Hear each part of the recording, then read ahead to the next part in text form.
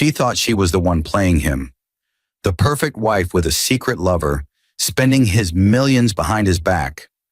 But what Vanessa didn't know was that her husband had already divorced her months ago, in silence. And when she finally reached for the $400 million they'd built together, the account was gone, emptied by the man she thought she'd fooled. She believed she was untouchable, cheating with his doctor, mocking him, and living off his empire. But while she flaunted another man in secret, he built a plan so quiet, so perfect, that by the time she found out she was divorced, her signature was already old, and her fortune already gone. He had given her everything: loyalty, a home, children he thought were his. She repaid him with betrayal, lies, and a lover who called himself their family friend. But the moment she laughed in his face, she didn't know the truth. The divorce papers had long been signed, and the money she thought was hers had disappeared with him. While she thought she was 2 steps ahead, he was already miles beyond. She called him boring, weak, predictable, until the morning she found every account frozen, every asset gone, and his calm, cold smile on every headline that read, "Billionaire husband outsmarts cheating wife in secret divorce." She walked into court ready to destroy him. Expensive lawyers, fake tears, and a story rehearsed to perfection. But when the judge opened the DNA results and the husband revealed the divorce had been finalized months earlier, the courtroom went silent. Her world collapsed, and his revenge was complete. The Caldwell residence glittered under the soft hum of the city. From the outside, it looked like a love story sculpted in marble, the kind of home where dreams lived. Through the glass wall of the living room, Ethan Caldwell sat beneath a warm amber light, reviewing his company's quarterly performance on his MacBook. The quiet rhythm of the clock was broken only by the clicking of Vanessa's heels on the marble floor and the faint chime of her laughter from across the hall. She wasn't laughing at anything he'd said. Draped in a silk robe, phone in hand, Vanessa paced near the window overlooking the pool. Her reflection flickered across the water surface, smiling, whispering, glowing. "No, baby, he's still in his office. Same old Ethan," she said, her tone soft and sweet, dripping with the kind of affection she no longer gave her husband. Ethan didn't need to hear the words clearly. He'd learned to read tone the way other men read spreadsheets. Precisely, painfully. He froze, eyes fixed on the page before him, though he hadn't processed a single number. The omniscient silence of the house, the soundproof calm of success, was now an accomplice to betrayal. A few feet away, their 10-year-old son Caleb built Lego towers on the rug. "Dad, can I show you my spaceship?" he asked. Ethan smiled, but his voice caught. "Of course, champ." He turned, feigning focus, while Vanessa slipped into the hallway, whispering, "I'll call you after he sleeps." She was gone before the sentence ended. Ethan's gaze drifted to a family portrait on the wall. Him, Vanessa, and their 3 children, all in white linen, laughing at the beach. He remembered the day vividly. Vanessa had insisted they retake the photo 12 times until her hair felt just right. The perfection she wanted for the world had always come at the cost of what was real. Outside, rain began to drizzle, streaking against the tall glass panels. He rose slowly and walked to the edge of the living room, where the city lights reflected against the downpour. His mind raced back to the early years, the nights he coded until dawn while Vanessa slept, the day he surprised her with her first Mercedes, the way she cried when he bought her the house she'd dreamed of since childhood. Every memory was now under question. He turned toward her vanity table across the room.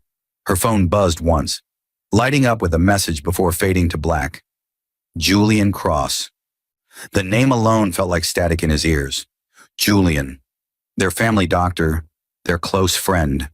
He'd delivered their second child. Ethan's jaw tightened. His fingers hovered over the phone for a split second, but he stopped. No, that's what she would expect. Confrontation, emotion, proof of jealousy. Instead, he smiled faintly, the kind of smile a chess player wears when he finally sees the pattern. Later that night, Vanessa returned to the bedroom. She slipped beside him, the scent of expensive perfume blending with rain-soaked air. You're still awake? She asked, tracing a finger along his shoulder. Just thinking about work, he murmured. You work too much, she teased, resting her head on his chest. We should plan a trip to Capri. Julian says we'd love it there. Ethan's heart froze mid-beat. Julian again. Always Julian. But he said nothing. He ran his hand gently through her hair. Steady, calm, unreadable. Maybe we should, he replied softly. When she drifted into sleep minutes later, Ethan lay awake, staring at the ceiling. The quiet tick of the clock counted down the last seconds of the man who once believed love was enough. He reached for his iPad on the nightstand and opened a blank document titled, simply, Plan. Underneath, he typed the first line. Never confront, observe, prepare. When she thinks she's ahead, make sure she's already behind. He pressed save, closed the device, and turned off the light. Outside, thunder rolled faintly over the skyline as Vanessa murmured another man's name in her sleep. Ethan turned his face toward the darkness. Eyes open, heart steady. The war had already begun. She just didn't know it yet. The next morning unfolded like any other. Sunlight washing over marble, the faint scent of coffee drifting through the kitchen, and Vanessa humming to herself as she scrolled through her phone. She wore the same effortless confidence of a woman who believed the world would never dare betray her. But across the table, Ethan Caldwell studied her in silence. Not as a husband anymore, but as a strategist mapping enemy movements. She glanced up once. You're quiet this morning, she said, stirring her latte. Just thinking, he replied, sliding his laptop shut. About work? She teased. Always. She smiled, relieved, mistaking his stillness for the same predictable calm she'd long stopped respecting. But beneath that silence, something dangerous had shifted. Ethan's phone buzzed softly in his pocket. A message from Clara Monroe, his longtime legal counsel and one of the few people he trusted. Accountant ready. Meet at noon. He replied with a single word. Proceed. Hours later, Ethan sat across from Clara in a corner office overlooking the skyline. She was precise, poised, and too sharp to ask personal questions. Still, her eyes hinted at concern. You're sure you want to do this quietly? Ethan nodded. She can't know anything until it's done. No confrontation, no emotion. I want to be invisible. Clara folded her arms. And the reason? He looked out the window, jaw set. Because if she believes she's winning, she'll expose everything. Clara exhaled, opening a file. Your joint accounts, your investments, and your trust funds are accessible through shared authorizations. If she's been moving money, we'll trace it. Ethan's eyes didn't waver. She has. I need to know where. Within hours, Clara's contact, a forensic accountant named Miles Denham, compiled a detailed ledger. Lines of numbers, wire transfers, and coded descriptions filled the page. Among them, one name appeared again and again. Heart Care Foundation. Ethan frowned. What's that? Miles turned his monitor toward him. Supposedly a charity for cardiovascular research, but it's a shell. The routing number leads to a medical trust registered under Julian Cross, MD. Ethan's fingers clenched slightly around his coffee cup. She's funding him. Clara watched him, cautious. Do you want me to freeze it? No, Ethan said calmly. I want her to think I haven't noticed. Let her build her castle. I'll take the ground under it. That night, Vanessa came home late, smelling faintly of cologne that wasn't Ethan's. She walked into the living room, her heels echoing against the tiles. Ethan looked up from his desk. You're late, he said casually. Board meeting ran long, she lied smoothly, kissing his cheek. You know how it is. Ethan smiled faintly, eyes unreadable. Of course. She poured herself wine and sat on the couch, scrolling through photos of her and Julian on her hidden account. He watched from a reflection in the glass cabinet, her grin, her thumb lingering on a picture of Julian holding her waist in a dim restaurant. You seem happy, he said suddenly. She startled, nearly dropping her glass. What?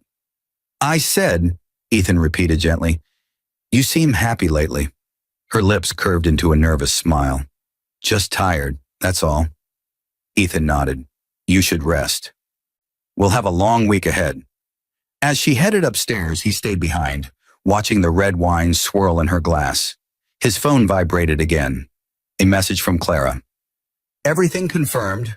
She's been transferring weekly. Do you want to proceed with phase 2? Ethan typed slowly. Yes. File the preliminary petition in Nevada. Keep it sealed. In the quiet that followed, he walked into the study, shutting the door softly behind him. The rain had begun again. Soft, steady, like a heartbeat against the glass. He sat at his desk, opened his private notes, and wrote a single sentence under the word plan. When she sleeps with betrayal, make her wake up to absence. He closed the notebook and turned off the light. Upstairs, Vanessa laughed softly into her phone, whispering, I miss you already. Morning sunlight spilled across the floor of Ethan Caldwell's home office, glinting off the surface of his watch as he reviewed the legal drafts spread before him. The room was silent except for the faint whir of the air conditioner and the measured rhythm of his breathing. On the desk sat a stack of documents labeled Petition for Dissolution of Marriage, Nevada. He read each page carefully, eyes cold, detached. His signature would end 12 years of marriage without a word spoken. It wasn't an act of rage. It was strategy. Every clause had been positioned to protect him. Asset division voided in the event of infidelity. Joint accounts frozen under silent fiduciary clauses. Child custody prearranged.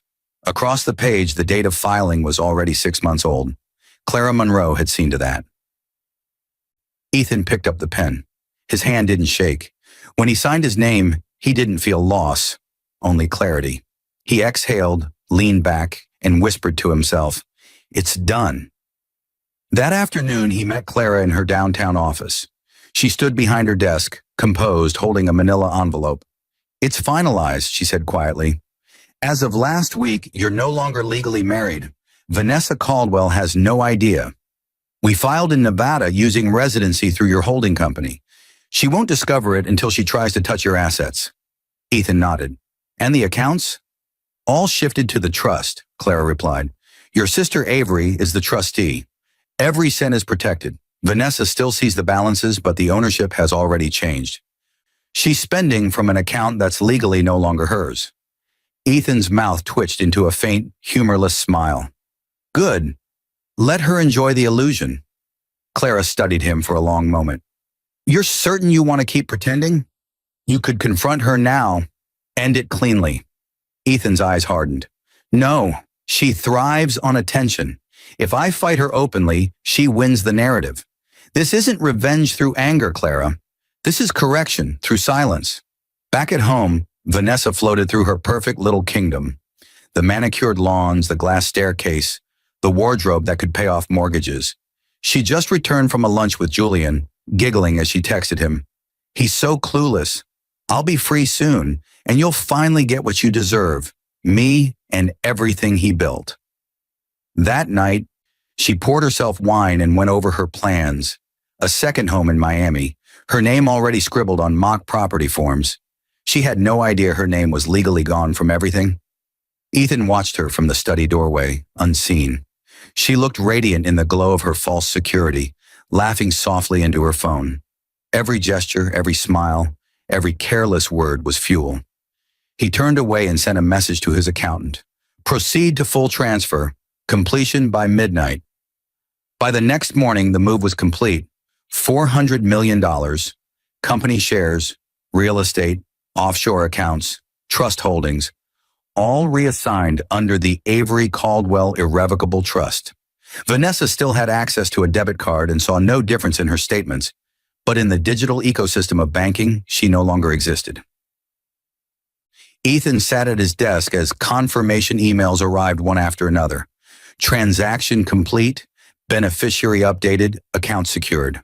The last notification blinked across the screen, and he exhaled, a breath of freedom disguised as calm. He stared at his reflection in the black screen of his monitor. He looked tired, yes, but awake in a way he hadn't been in years. He whispered to himself, this isn't about what she did. It's about what she'll learn. That evening, Vanessa walked into his office wearing a satin dress, holding 2 glasses of champagne. To us, she smiled, setting one down, to everything we've built. Ethan raised his glass slowly, meeting her gaze. To everything we've built, he echoed softly. She laughed, eyes gleaming, unaware that we no longer existed in any legal sense. When she turned to leave, he called after her. Vanessa, he said, his tone even. She paused. Yes? Ethan smiled gently. If something you loved was slipping away, would you notice before it was gone? She frowned, confused. What are you talking about? He shook his head. Just thinking aloud. She rolled her eyes. You're always thinking, she teased and walked upstairs. Ethan watched her silhouette fade into the hallway light. The woman who thought she owned his empire. The wife who didn't realize she was already divorced. The betrayer who was still smiling in borrowed air. He closed the door behind her, poured himself another drink, and whispered, 1 move down, 9 to go. The weekend began with champagne. Vanessa stood before the full-length mirror, admiring the emerald silk dress that clung to her waist and shimmered under the light. She ran her fingers over her necklace, a recent gift from Julian, and smiled faintly at her reflection. Downstairs, the house buzzed with laughter and music. The staff had been dismissed early. The night was meant to feel intimate. Only a few trusted friends had been invited, though none knew the real reason for the gathering. It wasn't Ethan's charity dinner, as she'd told her family. It was a private celebration for Julian's new clinic, secretly funded through the money she siphoned from the joint account. At the rooftop terrace of the Asteria Hotel, candles flickered in glass cylinders, overlooking the Manhattan skyline. Vanessa arrived first, her heels echoing against the marble floor. Moments later, Julian entered, sharp in a tailored navy suit, his smile full of the arrogance of a man who believed he'd stolen another's world. He leaned in, kissed her cheek, and whispered, "To us." "To us," she echoed softly, clinking her glass against his. A server approached. "Ms. Caldwell, your reservation has been confirmed for the private suite upstairs." Julian grinned. "Perfect. Let's celebrate properly." As they walked toward the elevator, Vanessa laughed. Carefree, reckless, radiant. "Ethan still thinks I'm in Connecticut visiting my parents," she said. "He doesn't question anything. He's too busy saving the world." Julian smirked. "Let him. The more distracted he is, the easier this gets. You'll have everything soon." They disappeared into the private elevator, champagne glasses in hand. Neither noticed the small black camera hidden inside the crystal chandelier above them, nor the silent man sitting in a car across the street, eyes fixed on the live feed streaming to his tablet. Ethan watched in silence. His private investigator, Logan Pierce, sat beside him, adjusting the camera's focus. "You sure you want to see this, sir?" Ethan didn't answer. On the screen, Vanessa leaned across the table, her hand sliding over Julian's. Their laughter filled the room. She looked weightless, the way she used to look when she was still his. Logan zoomed in slightly. "Got clear footage, audio too. This'll hold in court. Multiple meetings, money transfers, emotional intimacy. Enough for a marital fraud case." Ethan's expression didn't change. "Keep recording," he said quietly. "Every word." Logan hesitated. "You've already got what you need. Why not end it now?" Ethan's eyes stayed on the screen. "Because she hasn't reached her peak yet. You can't take down a queen until she feels untouchable." Inside the suite, Vanessa twirled a pen between her fingers, signing mock business documents for Julian's expansion. "It's crazy how easy it was," she said. "I just moved the money from one account to another, label it as a foundation expense, and no one notices. Ethan never checks details." Julian laughed. "Smart and beautiful. You deserve every cent, baby." She leaned forward and kissed him. "And soon he'll sign the official transfer papers himself. He trusts me completely." Ethan's voice from the car was almost a whisper. "Trust. The only thing she's ever managed to bankrupt." Logan turned to him. "Do you want me to intercept the next transfer?" Ethan shook his head. "Not yet. Let her think she's winning. The next move comes when she laughs about it in public. That's when I'll take everything." Hours later, as rain drizzled over the city, Vanessa stepped out of the elevator with Julian's jacket draped over her shoulders. They kissed once more before parting, promising to meet next week. Her smile was radiant, almost cruel. From across the street, Ethan's car headlights flickered once as he started the engine. She didn't see him drive away, didn't see the reflection of her own betrayal playing silently on a monitor in his passenger seat. He reached for the USB drive, labeled it Evidence A, and slipped it into an envelope. On the front, he wrote 4 words, "The night she celebrated." He looked up through the windshield, his face illuminated by passing lights. "Let her have her moment," he murmured. "It'll make the fall cinematic." As the car merged into the stream of traffic, the city stretched ahead, bright, loud, alive. Behind him, the camera continued recording the rooftop terrace, where Vanessa's laughter echoed faintly through the rain, unaware that the countdown to her downfall had already begun. The morning of Ethan Caldwell's 42nd birthday began with polished smiles and hollow laughter. Vanessa had planned everything herself: a lavish surprise dinner in their mansion's grand hall, a guest list filled with her friends, not his, and a theme so extravagant it looked more like a coronation than a celebration. The dining room shimmered under the crystal chandelier. Golden candles reflected in tall glassware, and a pianist filled the air with a melody too delicate for the tension it tried to hide. Vanessa floated between guests in a crimson gown, her laughter loud enough to drown her conscience. She looked every bit the devoted wife, the perfect American hostess whose life revolved around her husband's success. Every guest whispered about how lucky Ethan was, but Ethan knew luck had nothing to do with it. He sat at the end of the long mahogany table, surrounded by people who thought they were celebrating him, but every clink of glass, every toast, every word of praise felt like theater. He had invited none of them. They were all hers, friends of her lover, employees of her illusion. "Happy birthday to my brilliant husband," Vanessa said, standing with a bright smile and a crystal glass raised high. "The man who gave me everything I ever dreamed of."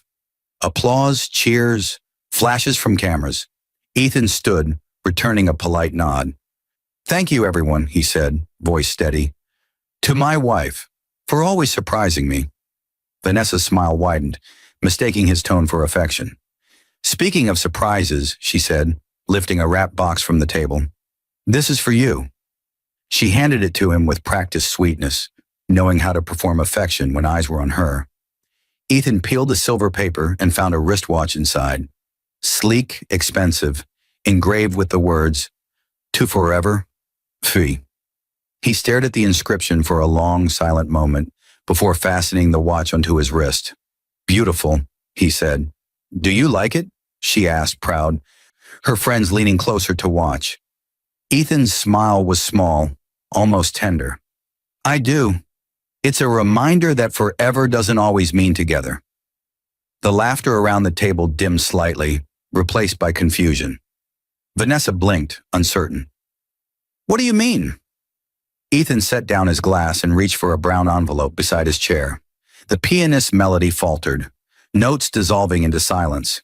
He slid the envelope across the table toward her. "This is my gift to you." Vanessa hesitated. "What is this?" "Open it," Ethan said calmly. The air thickened. Forks stopped moving. A few guests exchanged wary glances as Vanessa tore the envelope open. Inside were documents, DNA reports, lab seals, photographs, and official signatures. Her eyes darted across the pages, confusion curdling into panic. "What is this?" she whispered again, voice trembling now. "Proof," Ethan said softly, "that our 2 youngest children aren't mine." The color drained from her face. "That's insane," he interrupted, his tone still unnervingly calm. "The tests were done quietly. 3 times. Same result." A stunned silence filled the room. The only sound was the faint creak of her chair as she leaned back, trembling. He continued, voice low and deliberate. "For years I wondered what happened to us. Why you drifted away. Why you laughed at things I didn't understand. I blame myself, but it wasn't me, was it?" Vanessa's friends looked away. Julian's name hung in the unspoken air. She tried to recover, her voice sharp. "You had no right to—" Ethan's eyes locked onto hers, steady and cold. "No right to what? To the truth? To know the children I raised weren't mine?" Her words caught in her throat. He reached for his glass and lifted it, as if in a toast. "To honesty," he said quietly. "The one thing you never gave me." The silence that followed was suffocating. Even the chandelier light seemed to dim. Vanessa's lip trembled, but she forced a brittle smile. Ethan, let's not do this in front of everyone. Please. He smiled faintly, stepping close enough that only she could hear his next words. You threw away a marriage for a fantasy, Vanessa? But what you don't know is that you've already lost everything else too. She frowned, bewildered. What do you mean? You'll find out soon enough, he said, then turned to the guests, his composure unbroken. Thank you for coming, he announced. My wife needs rest. The celebration is over. The room fell into chaos as murmurs rose and people began filing out awkwardly. Vanessa stood frozen, clutching the documents with trembling hands. When the door finally closed, she turned to him. Ethan, what did you do? He looked at her one last time, eyes empty of the man she once knew. Just what you taught me, he said softly. I learned from the best. He walked past her, leaving the echo of his footsteps and the sound of her breath breaking in the silence. The watch she'd given him ticked steadily, the sound of time catching up with her. The next morning, the mansion was quiet. Too quiet. Vanessa woke with a pounding headache, mascara still smudged from the night before. The red gown she'd worn to Ethan's birthday party lay crumpled across the floor like evidence of a crime. She turned in bed, expecting to find Ethan beside her, but his side was cold. She reached for her phone, blinking against the morning light, and froze. Her screen was filled with missed calls from her lawyer, 2 from the bank and 1 from Julian. A strange unease twisted in her stomach. She ignored the calls and opened her banking app. Then her hand went still. Balance. 0 euro. She blinked hard, refreshing the screen. Then again, and again. The same number glared back. 0. Every account she could access, checking, savings, investment, joint, offshore, gone. A scream rose in her throat. No, no, no! She scrambled out of bed, her hair tangled, her robe barely tied, dialing the bank manager with shaking hands. Mrs. Caldwell, the man's voice was careful, nervous. I'm afraid the account ownership has been transferred. All transactions were legally authorized by Mr. Caldwell under trust law. As of 3 days ago, you are no longer— What do you mean no longer? She snapped, pacing the room. That's my account. Ma'am, the banker hesitated, our records show your name is no longer associated with any of the joint holdings.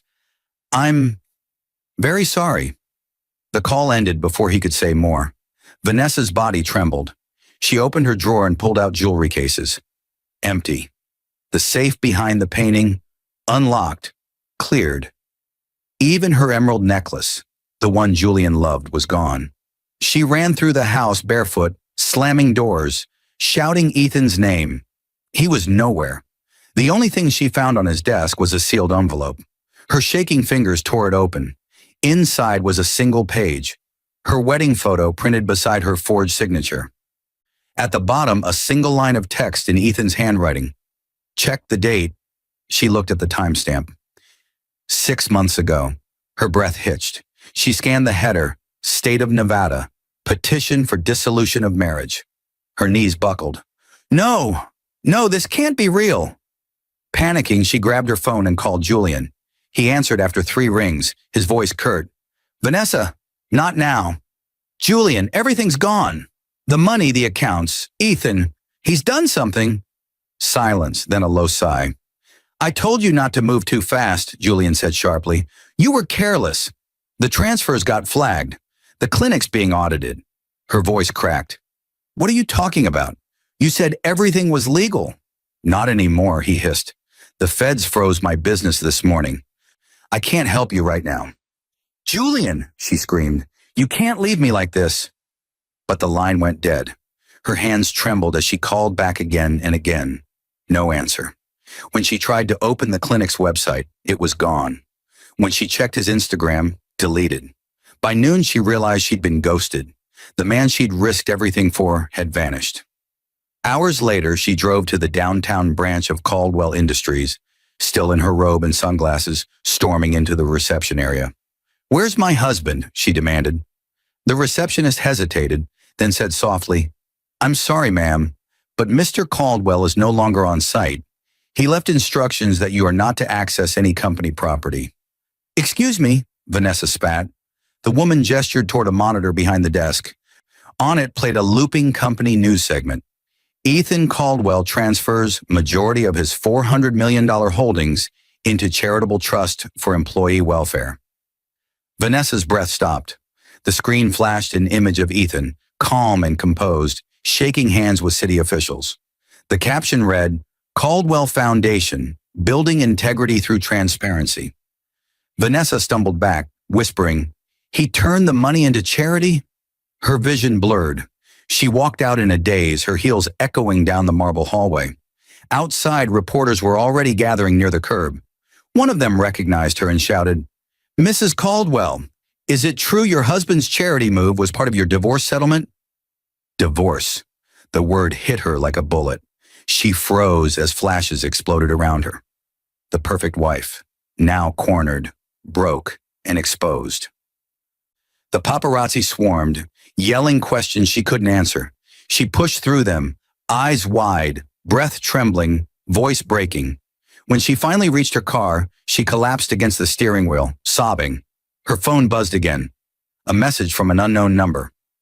Ethan, when you destroy something pure, don't be surprised when purity learns to destroy you back. Her tears blurred the words.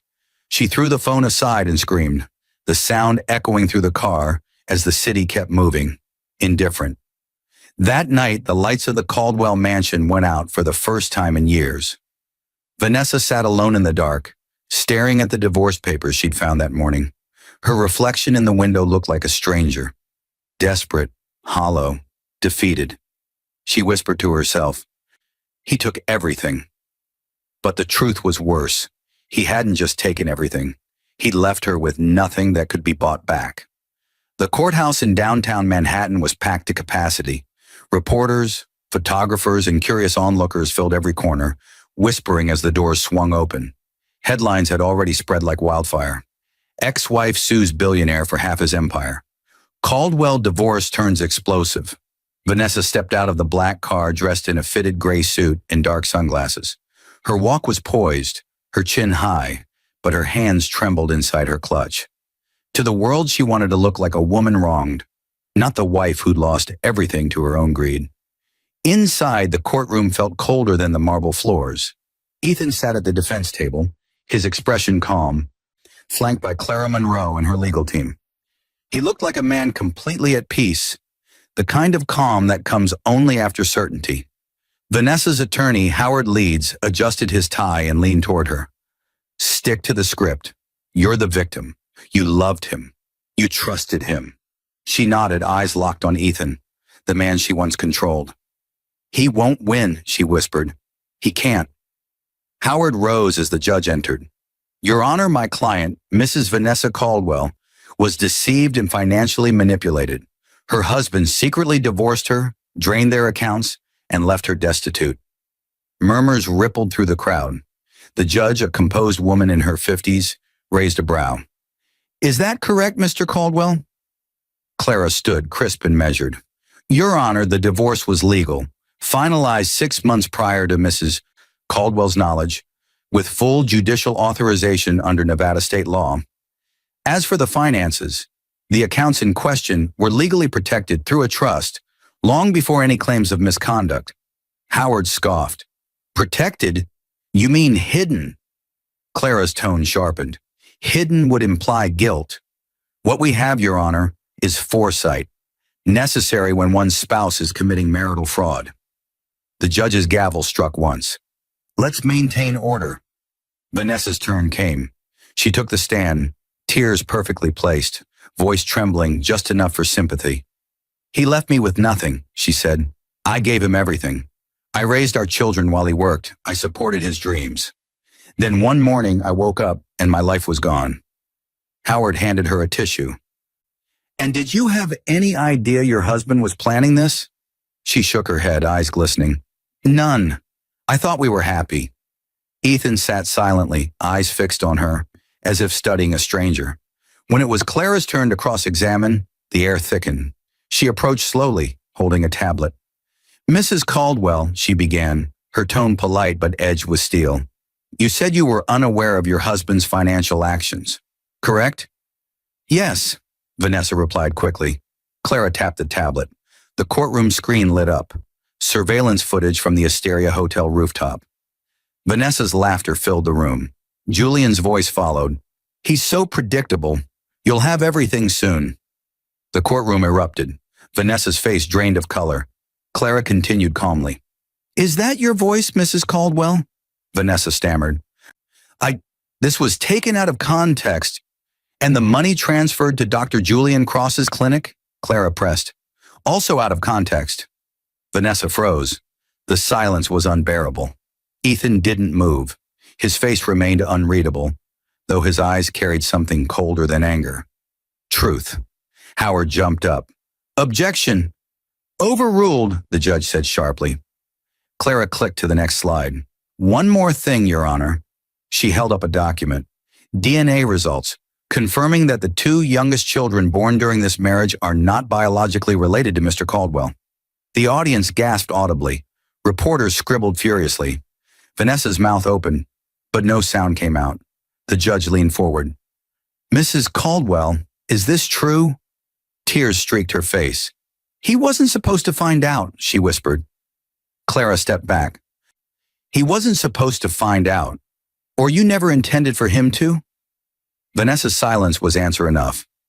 Ethan finally rose. His voice was calm, steady, almost compassionate. Your Honor, he said, I don't want to punish her. I only want closure. The woman sitting there is not the one I married. I trusted her with everything. My name, my children, my heart. She turned all three into weapons. The judge nodded solemnly. Given the evidence presented, this court rules in favor of Mr. Caldwell. All claims to the estate are denied. The court recognizes the divorce as finalized, and all trust assets remain under Mr. Caldwell's control. The gavel struck. Vanessa let out a broken cry. Her lawyer whispered, We'll appeal, but she didn't respond. She stared at Ethan, the man she once mocked as weak, now walking past her. Untouchable. As he reached the door, she called out through her tears, Ethan, please, don't leave me like this. He paused only for a moment. When he finally turned, his voice was almost gentle. You left me long before I walked away. Then he was gone. Outside, the cameras exploded in flashes as Ethan stepped into the sunlight. Composed, resolute, victorious. Behind him, the courtroom doors closed, sealing her humiliation inside. The news of the courtroom verdict traveled faster than any headline could capture. By morning, the Caldwell name was everywhere. Not for innovation or charity, but for betrayal. DNA scandal shocks, Caldwell family. Billionaire's wife exposed in court. At their oldest son's private school, whispers followed Alex Caldwell, 14 years old, through every hallway. His friends avoided eye contact. Teachers spoke in hushed tones. At lunch, a boy slid his phone across the table, showing him a photo of his mother leaving the courthouse in tears. Hey, isn't that your mom? Alex's chest tightened. He snatched the phone, saw the headline, and froze. Two of Caldwell's children fathered by wife's lover. He dropped the phone and bolted for the exit, the laughter behind him echoing like knives. That afternoon, Ethan waited in the car outside the school, his hands folded on the steering wheel. He saw Alex emerge, his face pale, eyes red, shoulders shaking. Ethan stepped out quietly. Alex, the boy stopped. Dad, his voice cracked. Is it true? Ethan's throat tightened. He'd rehearsed 1,000 ways to explain this, but none felt right. He crouched down to meet his son's eyes. Some of it, yes, but you're mine. You always have been. Alex looked away. And Caleb? And Emma? Ethan hesitated, the silence confirming what the boy already knew. Alex's lip trembled. So, she lied to all of us? Ethan nodded softly. For years. Tears filled the boy's eyes. Why didn't you tell me sooner? Ethan placed a hand on his shoulder. Because I wanted to protect what was left of your childhood. I didn't want you to see what she became. Alex swallowed hard, his jaw tightening. Where is she now? Ethan's gaze drifted toward the city skyline. Probably calling every lawyer she can find. Alex looked up, his young voice cold for the first time. I don't ever want to see her again. Ethan's heart cracked a little at that. Not because he disagreed, but because the words sounded exactly like his own thoughts, only younger, sharper, purer. Meanwhile, Vanessa sat alone in her mother's apartment, blinds drawn, TV muted. Her once flawless hair hung loose, her eyes swollen. On the table before her were stacks of newspapers, each headline slicing deeper. Her phone buzzed. She lunged for it, Julian's number. Relief flickered in her chest. She answered breathlessly. Julian? But the voice on the other end wasn't his. This is Agent Russo, FBI Financial Crimes Division, the voice said. Dr. Julian Cross is currently under federal investigation for embezzlement and medical fraud. You are listed as a co-signer on multiple offshore accounts. We'll be issuing a summons for questioning. Vanessa froze. Wait, what? I didn't know. I suggest you get a lawyer, Mrs. Caldwell. The line went dead. She sank into the couch, numb. Her reflection staring back from the black TV screen. Her own image disgusted her. The expensive woman with nothing left. That evening, the rain returned. Ethan sat by the fireplace, Alex asleep on the couch beside him. The boy's head rested against his shoulder, his breathing soft, calm for the first time in days. Ethan looked down at him and whispered, You didn't deserve this. None of us did. He reached for his phone and opened a new message draft addressed to Vanessa. He knows. Please don't contact him. Let him heal. He stared at the screen for a long moment before deleting the words. No message could fix what she'd broken. He turned instead to Clara Monroe, who sat across the room reviewing paperwork. She looked up. You did the right thing, Ethan. Doesn't feel like it, he murmured. Justice rarely does, she replied softly. He nodded, exhaling deeply. Tomorrow, I'll start transferring the foundation's funds to launch officially. If I'm going to rebuild, it'll be for him. Clara smiled faintly. And that's why you won. Across town, Vanessa stood in the rain outside the gated mansion that used to be hers. She rang the intercom, soaked and shivering. After a long pause, a voice came through. Ethan's, calm but distant. You shouldn't be here. Please, she whispered, tears mixing with the rain. Just let me see him. Just once. Ethan was silent for several seconds, then said, He doesn't want to see you. Her knees buckled. Ethan, I'm begging you. The line clicked dead. The gate light turned red and the rain grew heavier, drowning out the sound of her sobs.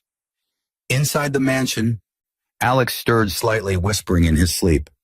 Dad, don't leave. Ethan brushed his son's hair gently.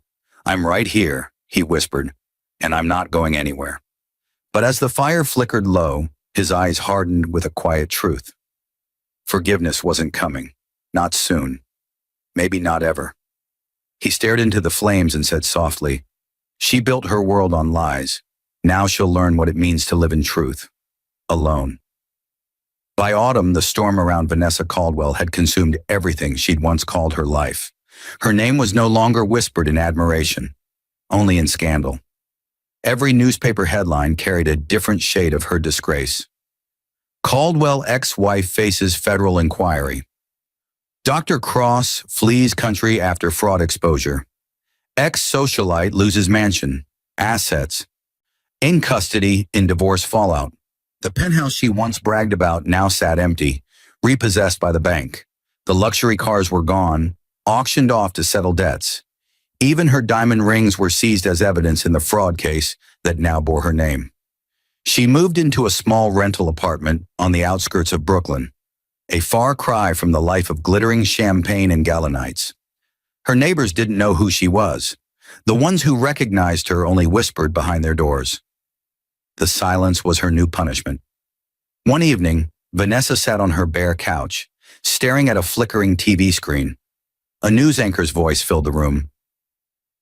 Ethan Caldwell, founder of Caldwell Technologies, has announced a new $50 million charity fund aimed at supporting single fathers and victims of financial betrayal. The screen showed Ethan standing on a stage, dressed in a dark suit, his composure effortless. Behind him, the banner read, The Caldwell Foundation for Truth.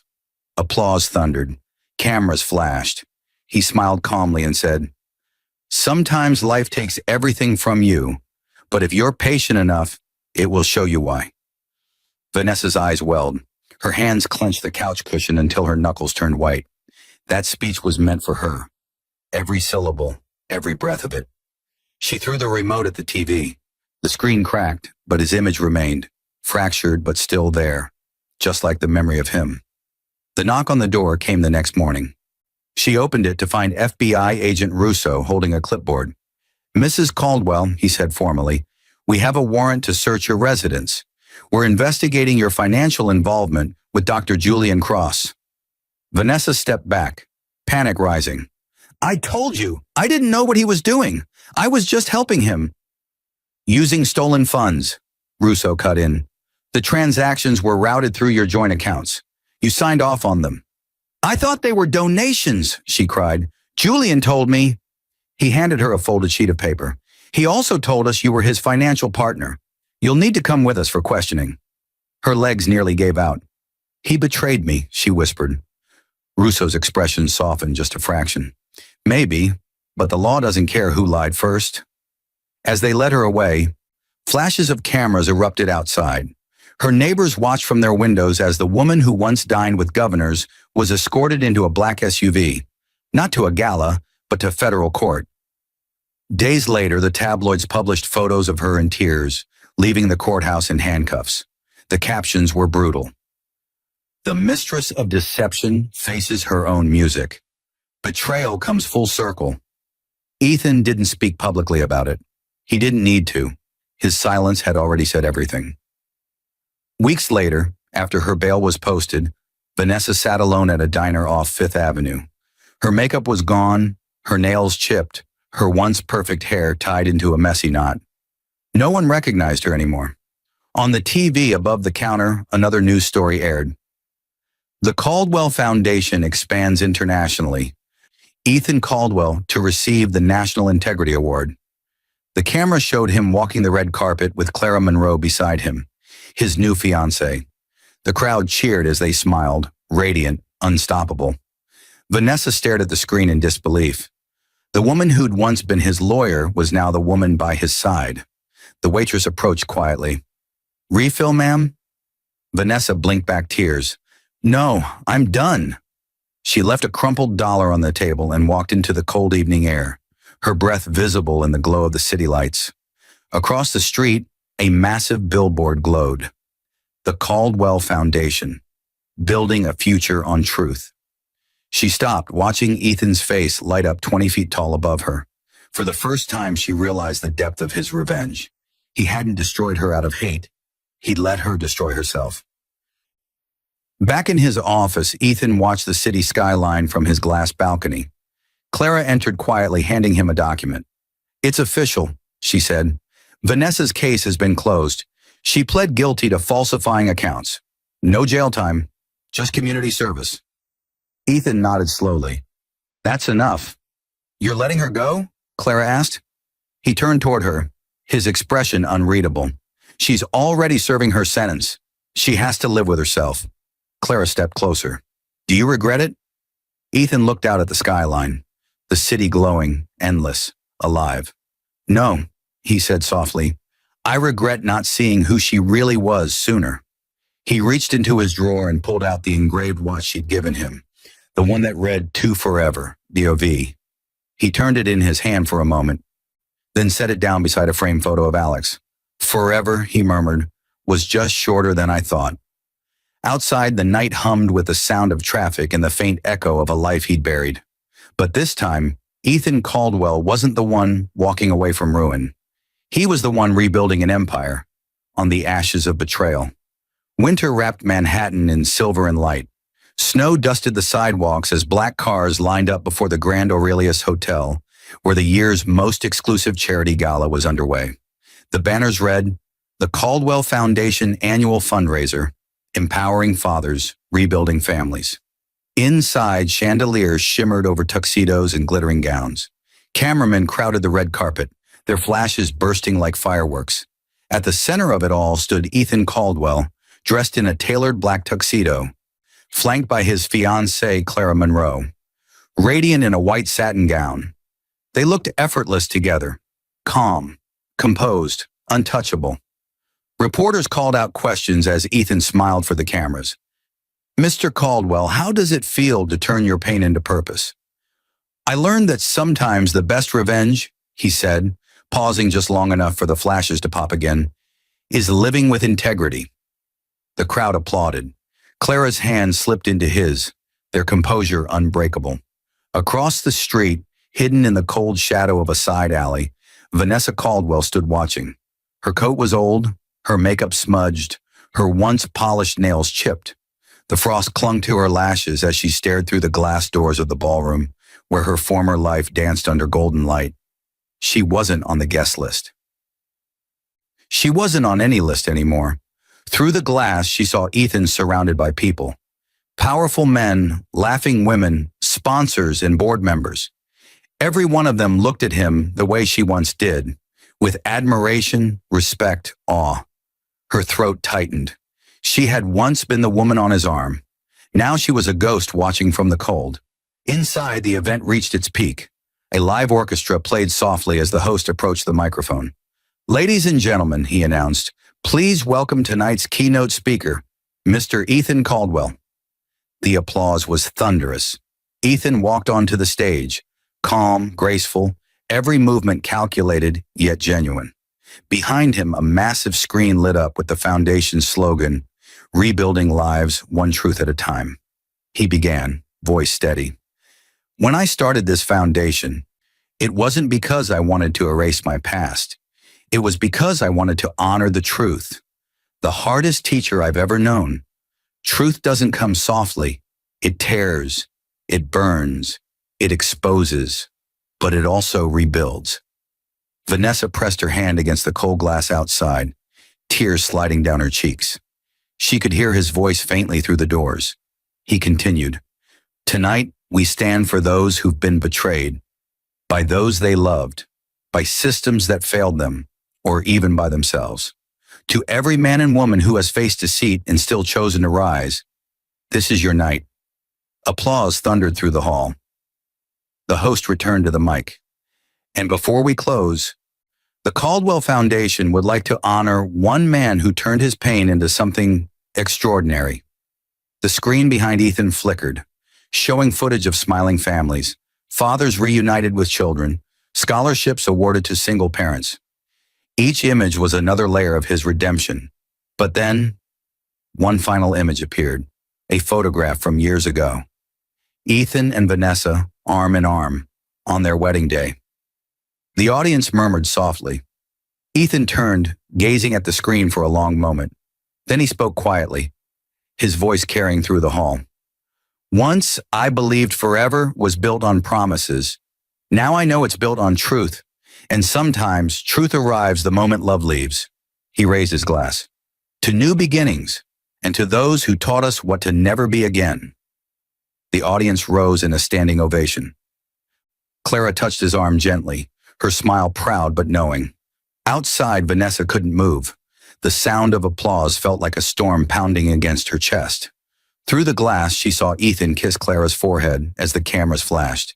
The man who once belonged to her now stood as everything she destroyed, and everything she could never become again. She turned away slowly, pulling her worn coat tighter, disappearing into the crowd of people who didn't recognize her. The snow fell heavier now, soft and relentless, muffling the sounds of celebration behind her. Inside, Ethan watched the doors for a brief second, as if he'd felt something, a ghost of the past passing by. Then he looked back at the crowd, eyes calm, steady. Clara whispered beside him, "Are you okay?" He nodded. "Perfectly." As the orchestra swelled and the crowd applauded again, he slipped the engraved watch from his wrist to Forever, V, and placed it quietly on the podium. He left it there, a relic of what once was, and walked off stage to begin the life that betrayal had built for him. Behind him, the watch ticked once more, then stopped, its sound drowned in applause. Downstairs, Ethan smiled to himself in the darkness. "So do I," he murmured. but only one of them knew the game had begun